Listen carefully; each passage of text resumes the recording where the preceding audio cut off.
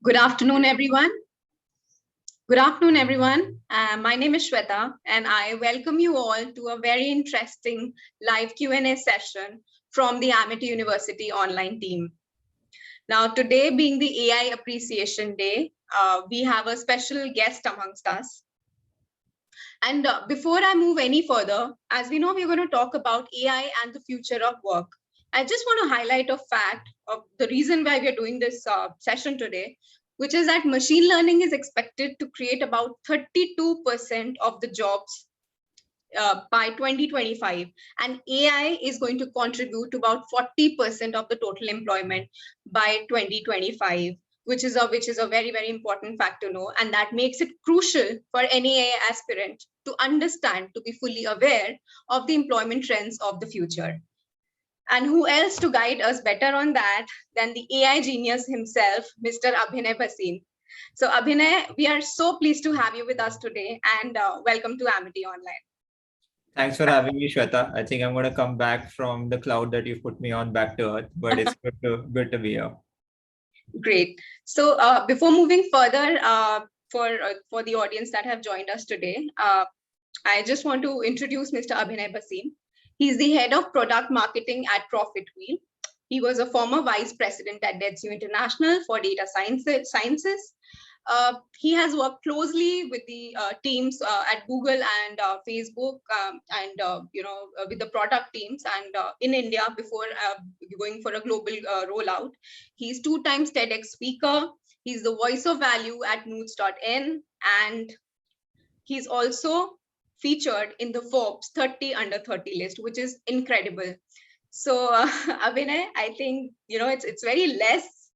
I have very less to say about you, and I'm sure we'll get to explore more about your life as we converse. So Abhinay, we really want to know about your journey so far in the world of AI. Let's begin with that.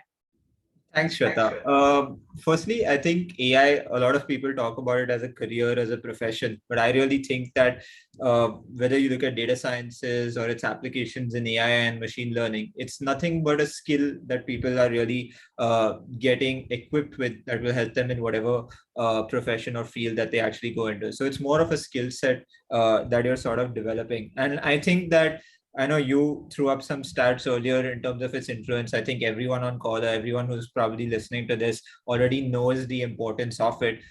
In fact, it's going to be one of the drivers of the next wave of industrial revolution that we're actually seeing and experiencing in a connected world today. So I think that it's a field of great prominence. I think it's a skill set. The ability to handle data is a skill set that everyone should actually be equipped with.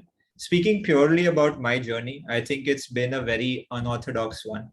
I've been exposed to advertising right from early childhood. So by natural inclination, I always sort of wanted to get more into understanding why people make certain choices. And by profession and academic discipline, I'm actually an economist. I did my undergrad and my postgrad in economics, right? So more to do with trying to understand economic trends, getting a better grasp of statistics, and that is actually the base of anything of machine learning and artificial intelligence.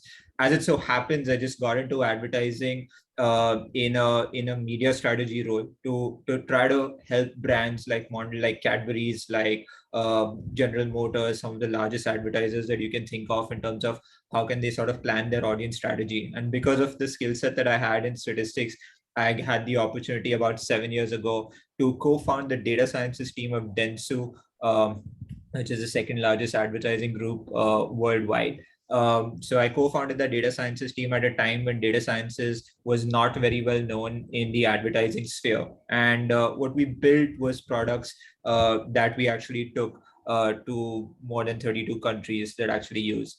And currently, I've joined the global leadership of an ad tech startup called ProfitWheel. When ProfitWheel's entire purpose is designed to help brands and advertisers reach out to their audiences in the most effective ways. It's more of a consumer intelligence platform that does use artificial intelligence, machine learning to help you make better business decisions and reach out to your audiences.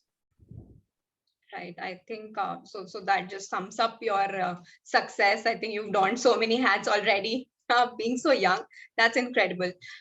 Now, as you have rightly pointed out, AI is making a large impact on almost every industry. Now, according to you, which is the field that you see the maximum impact of AI in the coming years?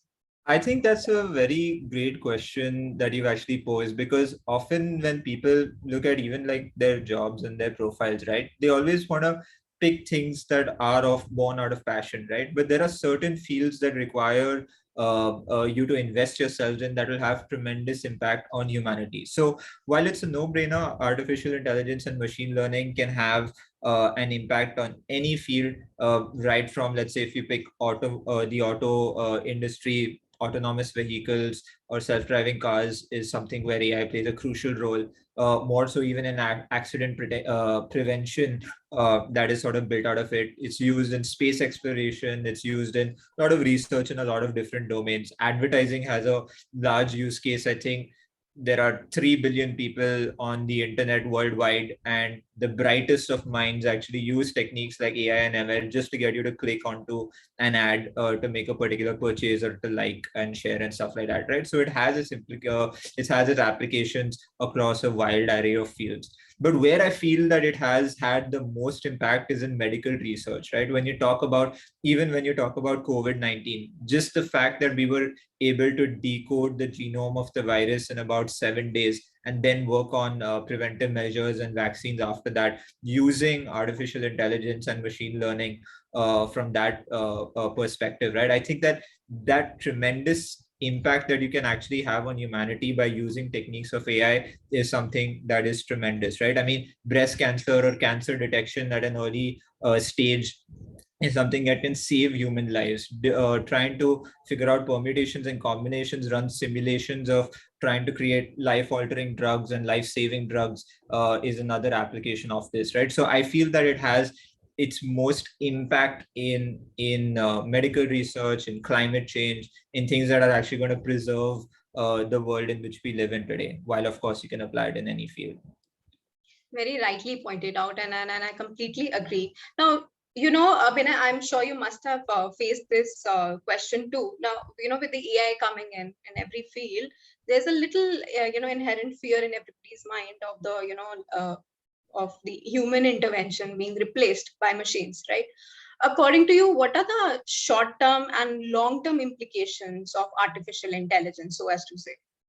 I think that's a question that's been puzzling a lot of people, right? Like how much of a job is going to be replaced, or how many jobs, while you talk about like 32 million jobs that could be created by 2025 and 2030 and so on. But if you look at some statistics, what the World Economic Forum has sort of said, right, is that I think by profession, more than half the jobs of by 2030 are not going to probably exist. And that's probably going to be machine automated or replaced by technology, right? I looked at the stat once. I think it was a McKinsey study that sort of said that by the time you're done with the third year of a technical degree, everything that you learned in your first year has already become redundant from so. I mean, when I started my career and by the time I finished my academic rigor, right, things like R, Python, machine learning weren't even spoken of from that perspective, right? So it's all still very new, and of course the threat is that if it's changed so much so drastically in just like a 7-year horizon, then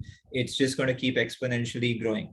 But it actually takes me back, your question takes me back to, I think, the thought that a lot of people had during the early days of the Industrial Revolution, where you had the Luddite fallacy, where people thought that machines have actually replaced a lot of floor jobs from that perspective. So is there going to be like widespread inequality, widespread hunger? And a lot of people did actually lose their jobs during that time period. But when you look at the progress of that period from now and see where we sort of gone, we can see that there have been more newer jobs created that required people to upskill themselves. Life expectancy has increased tremendously. So when you look at the benefits of I really feel that we need to find ways to constantly don't look at technology as something that's going to replace you or replace human effort. There are things that the machine cannot do. For example, it can't really be sentient. It can't really express emotions today, right? So anything that will require a highly personal interaction are things that a machine cannot do. However, the benefit of coexisting with technology and coexisting with machines is something that we've already seen great signs of. Like I mentioned, medical research and things, how we actually fought like a virus with decoding it very quickly, right? So the way I look at it, and to answer your question now a little more succinctly, is that I look at technology, I look at machine learning or any of these skills that you say is nothing but the Iron Man suit to the Tony Stark, right? It's meant to augment your effort rather than try to replace it. Right. Right. And I absolutely agree on that. I think very, very aptly put. It is the actual, iron suit to Tony Stark. And yes, and that's how we should look at AI. So, going back to what you said earlier, now you said that there are a lot of jobs being created in the world of machines and AI, robotics, automation, machine learning, right? So, what are the upcoming and new age job opportunities that we see in the coming, let's say, 5 years?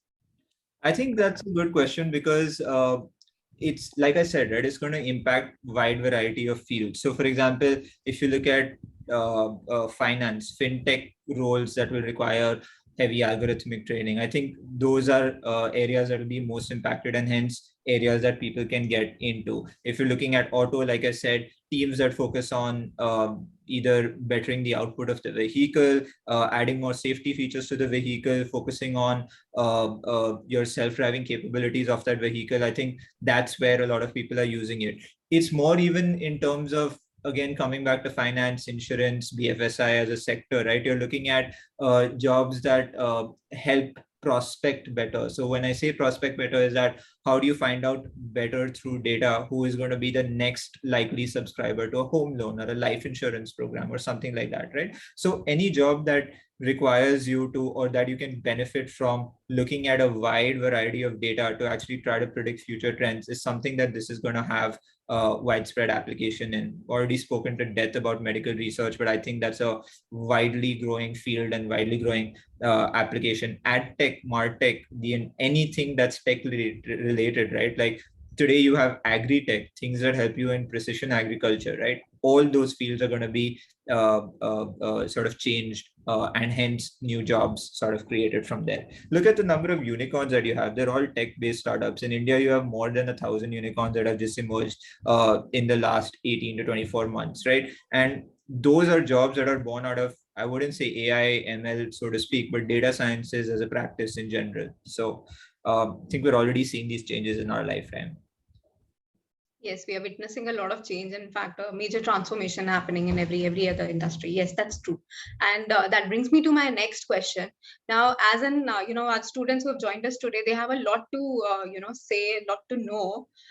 They are aspiring AI specialists. So, what according to you, Abhinay, are the specific attributes or the skills that an AI aspirant needs to have in order to build a successful career in the field of machines?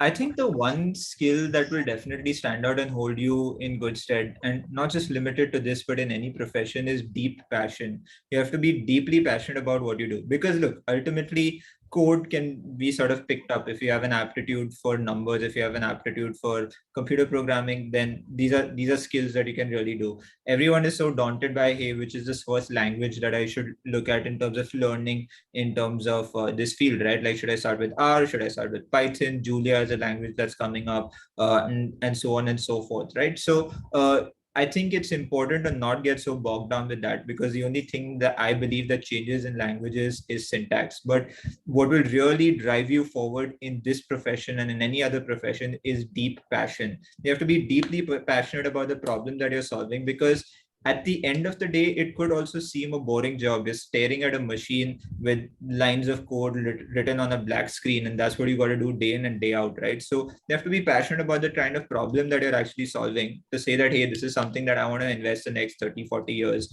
of my life in. So AI specialist, machine learning engineer, data scientist, all of these are fancy words. You're ultimately a problem solver. So you have to be passionate about the problem that you're trying to solve. Definitely what could help is domain experience. I know starting up a career, it's very hard to sort of get that at a very early stage, but be well aware of the field in which you're trying to solve you use your skill set to try to solve a problem first. For example, if you're getting into auto, then automobiles is something that you have to be really loving for you to try to figure out areas in which you can add value into. So yeah, the single most important skill set I feel that everyone should possess is deep passion. Perfect. So all the students listening to us, you need to have that passion and that drive, which I'm sure you have, and you can be the next Abhinay. So, Abhinay, as you know, at Amity University Online, we are really focused on creating highly employable students and who are completely aware of the trends. So, if I were to ask you hypothetically, and if you were to choose or recommend a course from Amity University Online, which one would that be and why? I think that's a good question. Of course, very subjective, depends on what everyone's individual motivations are. I saw the programs, I think, of data sciences. I saw the programs of computer sciences. I think those are interesting programs to sort of pick. But that's more so from where I am and what my passion really lies in. But I think that whenever you pick a subject, right, it's not so much as the depth of the syllabus that they cover, but how much real world experience are you really getting into? And I think that that's one thing that you should actually look at in any program. I think one thing that we didn't get, or rather the people from my batch didn't get much exposure to, is interaction with real-time alumnus from various or people who are actually practicing in several domains. Because like I said, right, if you're looking at data science, it didn't even exist 7 or 8 years ago as a deep field, right? So I think getting a real world connect that sort of works along with the academic discipline that you're actually getting is something that is that you should really look out for while selecting any program. And I think Amity has that to offer in terms of its case studies. I'm not so sure about the industrial connect. I think you can actually, Shweta, you can throw more light on that. But I think that these are things that I would look out for. Yes, absolutely, Abhinay, and yes, that pretty much helps because we do have industry case studies and we have mentorship programs where they actually get to interact with the experts in real time. So that's cool to know, Abhinay. And I think yes, we've kind of you've taken us through your journey and helped us to know what are the skills, what are the job opportunities, and AI as a field is really looking up, and I think we have a bright future in this domain. So that brings me to my next segment, where I would now like to pose some questions from our attendees. Let me just pick up the first question.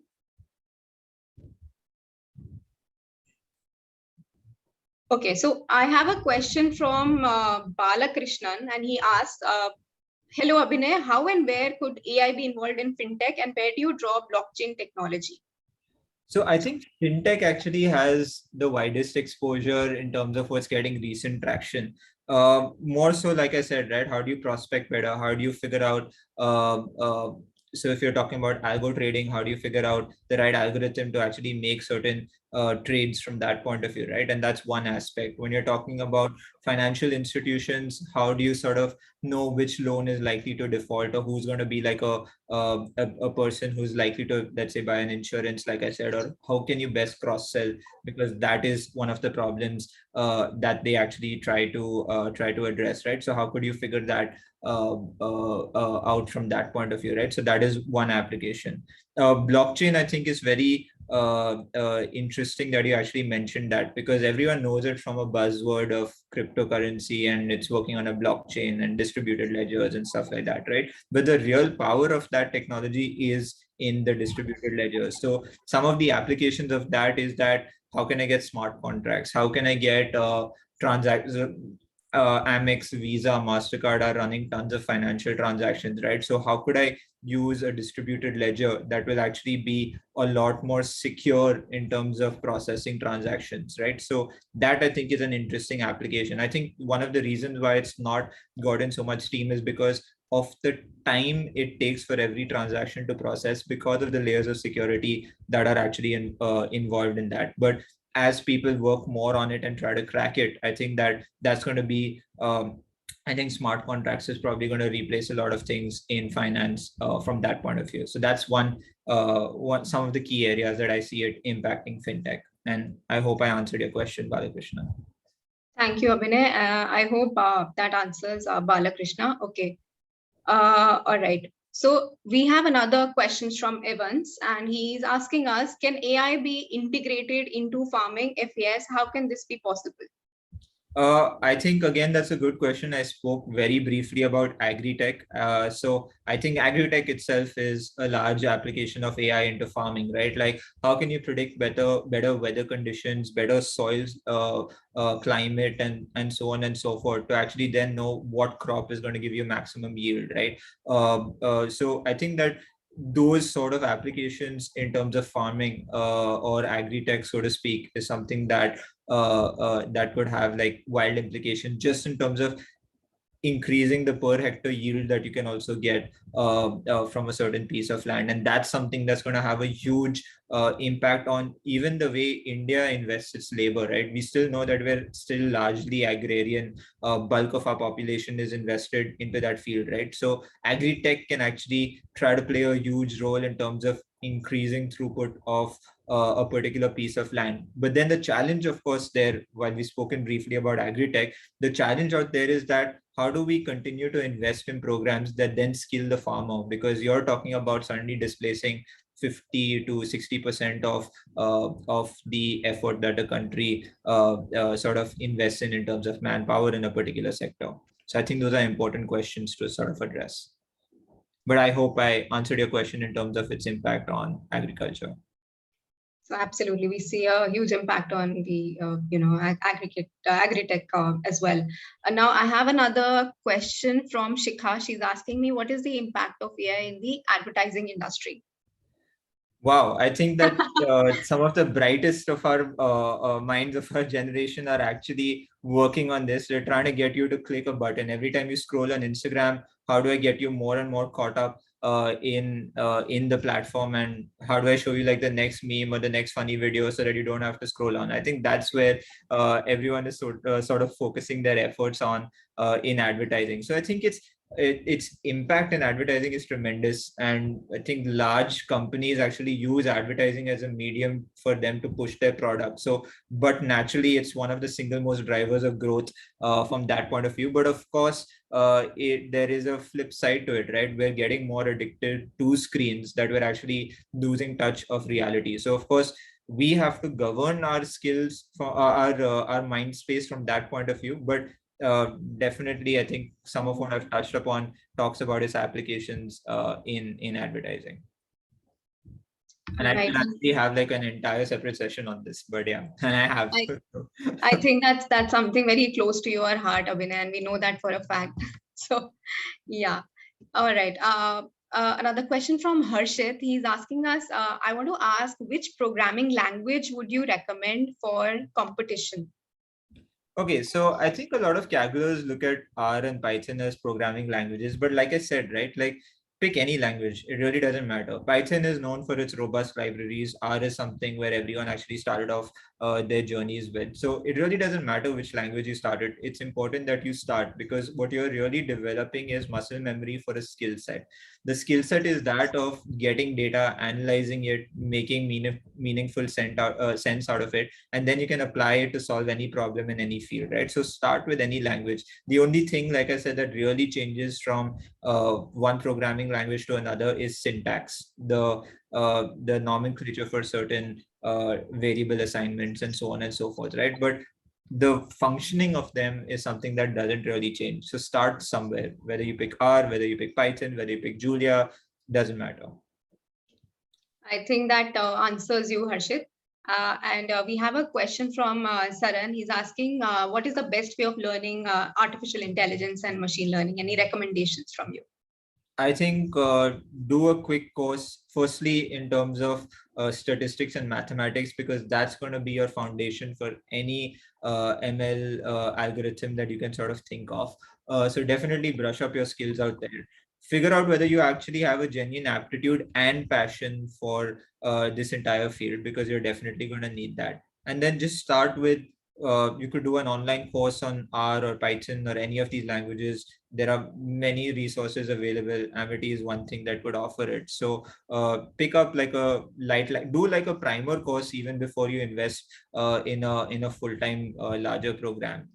Try to then look at a data set and try to use the skills that you get to sort of try solve a problem in that.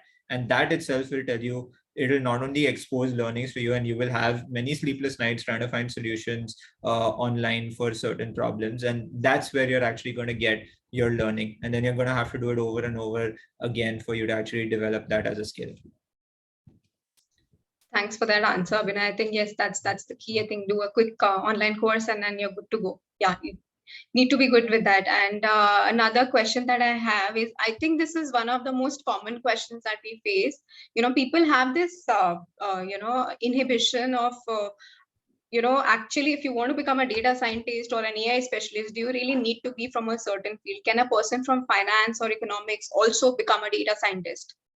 I think you can, but it's going to require not just aptitude, but passion, right? So there will be times where, let's say, an algorithm or coding itself could be like a huge mental block for you. So I think that you need to figure out whether that's something that you can overcome. There's no right or wrong answer for that, and everyone is different. I could love math but hate coding, so I'll hire the best programmers to code and I'll give them the mathematical logic for it, right? So you got to figure out what that is really for you. There's no one who can preach or say anything on your behalf, but I think it's something that you've got to figure. But yes, you can join in from any domain. You have to fundamentally have not just passion that I keep speaking about, but of course an understanding of mathematics, statistics. You should love numbers in some sense, because that's what you're going to really deal with in this profession. And then you could start up if you meet those ends. And like I said, right, like pick a small project, try to look at an Excel sheet first, and in an Excel sheet try to see how much sense you can make of a number. Excel itself has predictive functions, so do you really understand what those really are, right? So try to get a sense of that first, then invest yourself deeper into this if you want to really go down that route. Perfect. That helps. And in the interest of time, I think, guys, we can just take maybe quick 2 or 3 questions. All right. So how can I make a career in AI, and what resources I will learn? So I think, Abhinay, you have partially answered that.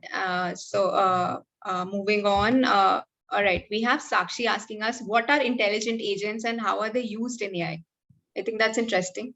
Cool. I think that's a very technical question. So first, might not apply to everyone on this call, because it's something that that everyone needs to know, right? Like you would know the term intelligent agents, but it might not be commonplace for everyone. But essentially, what it really does is that these are agents that. So if you look at what AI is trying to do, is that it's trying to replicate the way the human mind tries to arrive at a particular problem and try to solve a particular problem and arrive at a particular solution, right? So you could actually write pieces of programming that help automate that. You could actually try to solve that for yourself and have like other pieces of code that actually work around it, right? So essentially, those are the applications of it. It, of course, is a critical component in a larger work stream of trying to sort of arrive at a solution, and forms a part of like larger processes involved in it. But essentially, you're going to try to replicate how your mind arrives at a certain solution, and that's why it's called artificial intelligence. And that's really the application of things from that point of view. Yeah, absolutely. So guys, I think we can just take one last question and I'll just be quick with that. All right. Okay. So Ashish John wants to ask us how AI can be used in marketing and sales. What is the role of metaverse in marketing and selling of products? Is it advantageous or a danger element to the company? So in terms of the application of AI in marketing and sales, I think that's something that we've already spoken about. So if you listen into this recording, it'll probably help. But in terms of what the metaverse really is, right, and Web 3.0 that everyone really keeps talking about, and I feel that that's the application. I think it's too soon to comment. I know companies like Facebook or Meta, now rebranded, are actually deeply invested in trying to get people into immersive spaces. You've had some brands try to do some interesting things, like you've had Coca-Cola come up with NFTs and create virtual spaces. You've had Balenciaga come up with sort of virtual fashion shows and selling their products through the metaverse, right? But the concept of metaverse, while everyone is talking about it today, has actually existed for the longest period of time, right? I mean, if you've been a gamer, I'm hardcore gamer. This has existed right from the days of Counter-Strike, from that point of view, right? So you've already been in virtual environments engaging with different people. Now brands are going to try to say that, hey, people can't be physically present, or maybe everyone doesn't have to fly into my concert or my show in another part of the world. So can I really have these engagements online? Marshmallow, I think, did a virtual concert with everyone who plays Fortnite some time ago, right? So it's just more about different audience engagement strategies, and that's really what the metaverse is really trying to promote. And of course, you'll have arguments for and against it. For, it's really cool, but still a lot of people are trying to figure out real applications of it. So while people are doing different things, there's no hardcore sustained investment in that from that point of view right now. And against could also be the current problem that a lot of parents actually, I think, have, is that screen time is increasing. Now you're going to have a gadget, a wearable that you're going to put on your eyes for the longest time. What is the impact of that? Not just going to be on your eyesight, but on your brain and so many other things, right? So I think there are flip sides to it, and both for and against. I think another good for thing in for the metaverse is virtual teleconsultancy of patients. If you want to take a specialist opinion from a different part of the world, right? How do you make that more immersive as an experience from that point of view? So I think there are both sides to it, and metaverse is something that people are talking about right now, but it's not a new concept. It's existed for a while. Right.